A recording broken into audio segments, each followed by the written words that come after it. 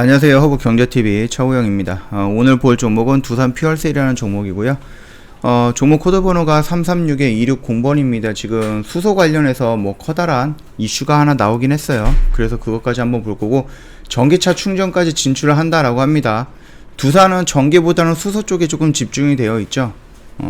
두산 퓨얼셀과 두산 바켓 이렇게 양 날개로 생각을 하시면 될 것 같고요. 요 내용을 살짝 정리를 해보면은요, 일단은 기존의 사업 목적에서 5가지 사업을 추가로 했다라고 합니다. 그 중에서 하나가 신재생에너지 발전 사업, 그 다음에 수소용품의 제조 판매 서비스, 수소 생산시설, 그 다음에 수소연료 공급시설의 설치 및 운영 사업, 그 다음에 수소연료의 생산 공급 판매 사업, 그 다음에 자동차, 전기자동차 충전 사업인데요. 일단은 수소를 연료로 전기와 열을 생산하는 그 연료전지 사업을 성공적으로 하고 있는 두산 퓨얼셀이긴 하지만은 수소를 직접 생산을 하거나 저장 또는 운송까지 하지는 않고 있거든요. 이번 사업 목적 추가를 통해서 수소 생산부터 전기 활용까지 사업 포트폴리오를 넓히겠다라고 하는 방침이다라고 말은 하고 있어요. 그리고 끝에 보는 거 이 전기 자동차 충전 사업이거든요. 이게 지금 2023년인가? 그 전기차라든지 내연기관의 자동차 이런 부분도 전기차를 제외하고 그 하이브리드도 지금 친환경차로 지금 포뼈 있는 그 하이브리드도 2023년에는 친환경차에서 제외가 된다라고 합니다. 물론 이렇게 돼가지고 뭐 일본에서 들어오는 차들이 거의 다 하이브리드거든요. 근데 요것도 제외가 되고 수소라든지 전기차 정도만 이제 친환경 쪽으로 넘어갈 수 있다라고 좀 발표가 나왔어요. 예상안이. 확정이 된 거는 아닌 것 같고요. 그냥 요런 예산안이 나왔는데, 그렇게 된다라고 했을 때는 현대라든지 기아 쪽에서는 전기차로 이제 넘어갔으니까 그쪽에서는 호재일 가능성은 있겠지만은 일본은 악재로 반영이 될 수 있겠죠. 근데 중요한 건 그게 아니고요. 자, 그렇게 된다라고 했을 때 전기차를 밀겠다라고 하면은 중요한 건 뭐예요? 주유소예요, 주유소. 전기차, 전기 자동차 충전소가 턱없이 부족한데, 지금 정부 정책은 다른 거는 다 줄이고 전기차 생산만 늘리겠다라고 하는 겁니다. 지금 뭐 1만 정도가 있다라고 하는 거거든요, 이제 전국에. 근데 이거를 이제 2023년까지 2만 정도로 늘린다라고 하는 것 같은데, 이 정도로 과연 지금 뭐 물론 내연차가 갑자기 죽거나 그러지는 않을 거예요. 지금 있는 차들도 또 하이브리드 차들도 계속 움직이긴 할 거고요. 그렇다라고 해도 이 전기차는 계속해서 늘어날 것인데, 충전소가 과연 유지가 될까, 전기차를 커버할 수 있을까라는 부분이거든요. 그렇게 본다라고 했을 때 전기 자동차 충전 사업에 뛰어든다라고 했을 때는 뭐 잘못된 선택은 아닌 것 같아요. 제가 봤을 때는. 물론 두산 퓨얼셀이 이제 수소 쪽에서 굉장히 큰 손으로 작용을 하고 있거든요. 거기에다 전기차를 만들거나 뭐 이런 부품을 만드는 게 아니라 그냥 충전 사업에 집중을 한다라고 했을 때는 이게 잘못된 선택은 아니다라는 부분입니다. 제가 봤을 때는 그렇다라는 거고요.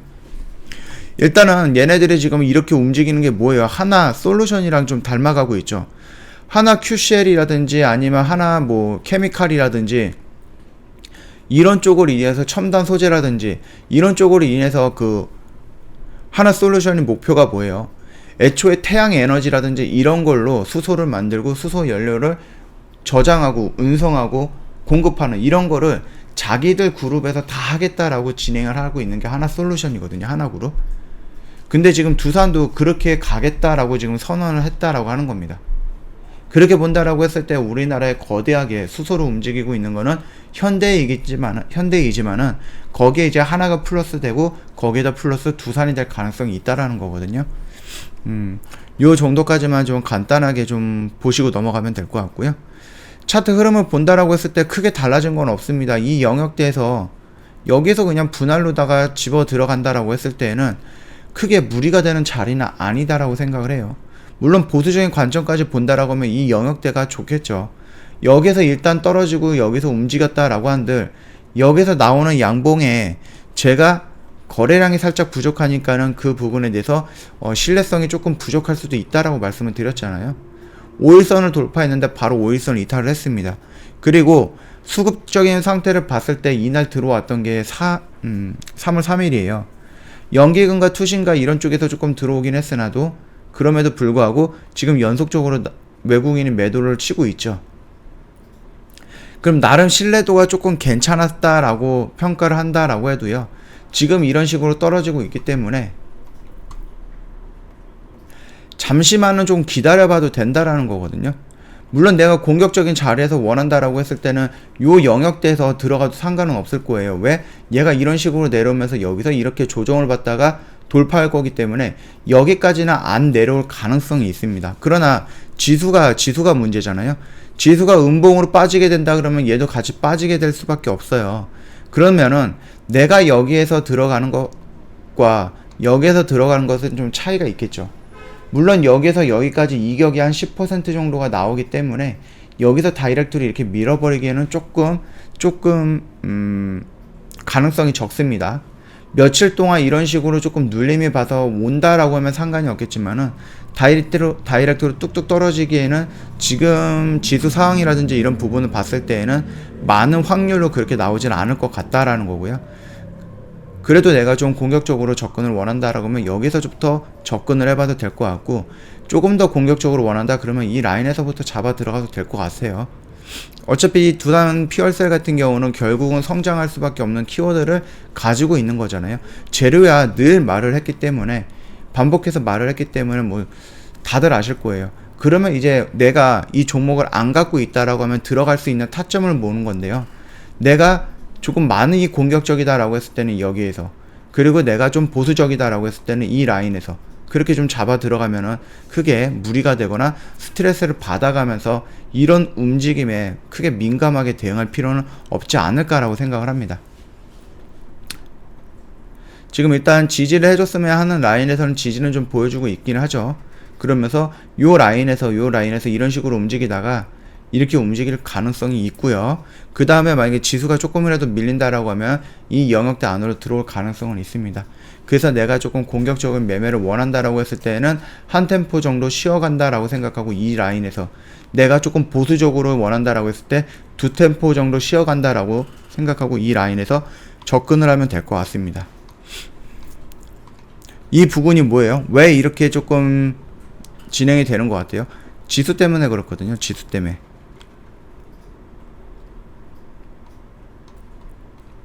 이런 모습을 좀 본다라고 했을 때 지수가 아싸리 오늘 음봉으로 좀 크게 밀리고 이렇게 꼬리를 달지 않고 이렇게 나왔다라고 하면은 얘 여기 이탈할 가능성은 있겠는데 라고 하겠지만은, 지금 얘가 이런 식으로 밀리는데 여기서 꼬리를 달고 이런 식으로 마감을 했다라는 거거든요.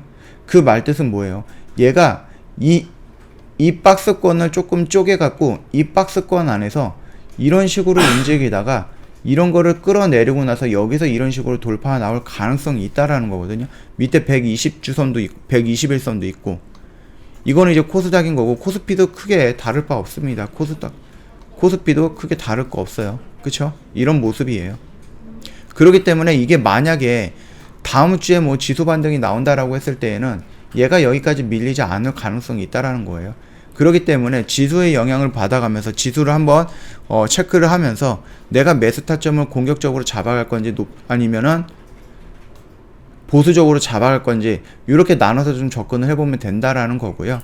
이것도 저것도 다 싫다, 나는 그냥 보수적으로 원한다라고 했을 때는 차라리 이 라인에서 그냥 잡아가면 된다라고 좀 보고 싶습니다. 생각을 하는 부분이니까 참고해 주시면 될 것 같아요. 자, 오늘 영상은 여기서 일단은 좀 짤막하게 좀 마치도록 하겠습니다. 영상 도움이 됐다 구독과 좋아요 한번 눌러주시고요. 저희 허브경제TV 홈페이지 놀러오시면 카톡 친구 추가하는 방법이 있습니다. hbtv1004 입력을 하시고요. 친구 추가 클릭을 하신 다음에 저희한테 참여라고 메시지를 보내주시면 확인해서 답변 드릴 거니까 참고 부탁드리도록 할게요. 혹시라도 상담하시는데 내용이 조금 이상하다라고 생각을 하시면은 언제든지 여기 저희 쪽 고객센터로 연락을 주셔갖고 4층 채널인지 확인 한번 부탁드릴게요. 저희는 정상적인 매매만 하죠. 1대1 개인 주식 종목 상담이라든지 FX 마진 거래라든지 장외 주식이라든지 이런 건 진행하지 않습니다. 꼭 참고 부탁드리고요. 아이디는 hbtv1004만 운영을 하니까 확인 부탁드리고 있고요. 저희 방송반을 오픈을 했습니다. 장중 라이브 방송반인데요. 장중에 정원철 대표님께서 오후 8시 30분부터 오후 3시 30분까지 진행을 할 거고요. 이런 분들, 그러니까 차트를 보고 공부를 하고 싶으신 분들, 주식이 하락을 했을 때 손이 떨리는 분들, 뇌동매매 하시는 분들, 마인드 컨트롤을 원하시는 분들, 주식 시장에 대한 주가 원리에 대한 이런 교육을 다 해드리면서 그걸 기준으로 해서 매수 매도를 하게 될 겁니다. 0일에서 0일, 그러니까 오늘 매수해서 오늘 매도를 목표로 진행을 할 건데, 그게 안 될 경우에는 하루 이틀 3일 정도 보유하면서 끌고 갈 수 있다. 그 정도만 좀 명심해 두시면 될 것 같고요. 최대 0일에서 상거래일만 보유하는 단기 매매에 집중을 하게 될 거예요. 그러니까 회원님께서 만약에 내가 종목을 사가지고 일주일 동안 가지고 갈 수가 없다 라고 하시는 분들, 그런 스타일로 매매하시는 분들은 아무래도 괜찮은 선택지가 아닐까라고 생각을 합니다. 시초가 매매랑 장중 매매, 그 다음 종가 베팅, 이런 매매 저희가 다 진행을 하는 부분이고요. 이게 라이브 방송반이다 보니까 회원님께서 장중에 참여를 못할 수도 있잖아요. 일을 하신다거나 아니면 약속이 있다거나 어디를 나가셔야 된다라고 했을 때에는, 그랬을 때에는 회원님들께서 이 부분에 대해서 너무 걱정하지 마셔야 되는 게, 매수를 하던 매도를 하던 저희가 문자로도 다시 한번 안내를 해드립니다. 그렇기 때문에 회원님께서 이 부분 방송을 놓치더라도 종목을 놓치는 일은 없을 것이다 라고 좀 말씀을 드리고 싶고요. 그러면 저희가 이 장중 라이브 방송반이, 이 방송반이 저희가 주력으로 움직이느냐? 그렇지 않습니다. 저희 허브경제TV 같은 경우는 탑7이라는 종목을 선정을 해갖고요. 이거를 좀 주력으로 매매를 하고 있어요. 여기서 매수해갖고 여기서 매도를 합니다. 그러면은 시간이라는 걸 좀 투자합니다. 그렇기 때문에 이런 파동을 다 견딘다라는 얘기겠죠? 시간을 투자한다는 이유는 뭐예요? 그만큼 확률이 높다라는 거거든요. 내가 여기서 여기까지 매도할 수 있는 확률이 높다라는 거고요. 확률이 높은데 회원님 비중 1%, 2% 이렇게 들어갈 거예요? 아니잖아요. 비중 많이 채워서 들어갈 수 있다라는 겁니다.